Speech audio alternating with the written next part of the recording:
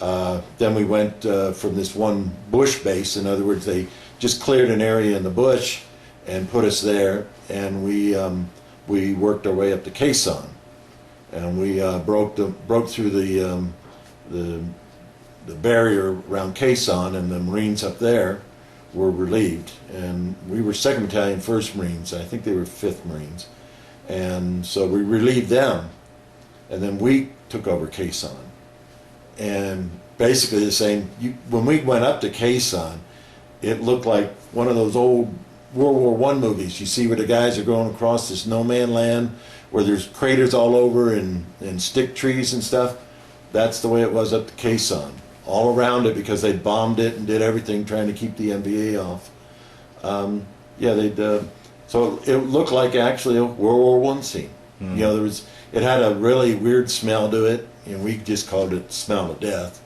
And there was no birds or animals or anything. Well, the only animals up there was rats and mosquitoes, and and so we stayed up at Khe Sanh, and we'd get mortared or rocketed or artilleried at least every day.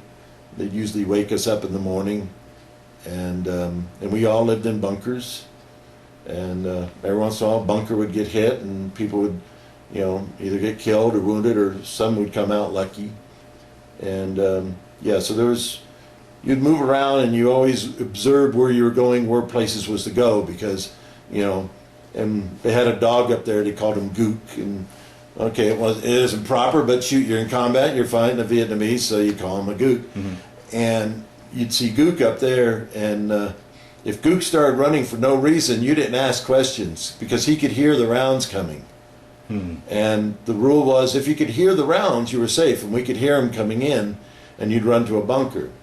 And so we stayed up there, and I worked for. You did different jobs. You didn't just do your wireman job. I went on ambushes. I went OPs, listing posts and stuff. Fox Company went outside the wire one time, going to the rear on a convoy. They had 4 tanks, I think 100 guys, and about 4 or 5 officers. And they got hit by 400 or 500 North Vietnamese regular, and we went out there to assist them. They lost 3 tanks, all their officers, and they had 17 killed, and that was the biggest kill in one day. Wow. Somebody was always getting killed, but here was 17 in one day, and that was big, and it was just out of one company. And so for years I used to think it lasted only an hour or 2, and then I read a book from somebody and he said it lasted 8 hours. Wow. So you just don't know about it, and so it's just something you go through, and you just automatically do it. I mean, I had an M14 and about 20 magazines or 15 magazines on me, and just use that, and you could put it on fast fire like machine gun, and so it fired the same kind of round and sounded like a machine gun. So a lot of times you'd use it like they would think there was 2 machine guns out there instead of just rifles. So, and then we got hit. A bunker next to us got hit one day, and me and this guy ran back to it, and it was they had an ammo bunker, and it was getting ready to blow up because the fire was burning, and so he grabbed one guy, I grabbed the other because they were dazed. And he went over to one bunker, and I went to this other one, shoved the guy down, and I started to go in, and next thing I know, I'm on my backside, and I can't see anything, and I find the entryway, and I'm crawling down inside, and a round landed and blew off my helmet, and got blew a hole in it. I don't know. I got a piece of shrapnel in my skull now. Oh, jeez. And made it down there and was bleeding and cussing like a good Marine should.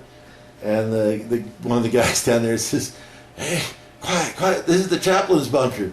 And I go, "Oh man, I'm sorry, chaplain." And I'm trying to wipe up the blood on the floor, on his little deck that he had in his bunker. I'm trying to wipe up the blood. I'm apologizing for cussing at him and stuff like this.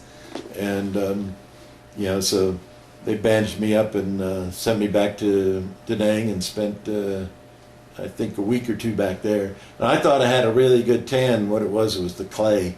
And once I got, and we didn't have showers, so. Jeez. And so we took little can baths, and we used to call them whore baths. And you just take an ammo can, some water, and wash your body, and that was it. And so I had a shower, I had sheets for the first time, and it was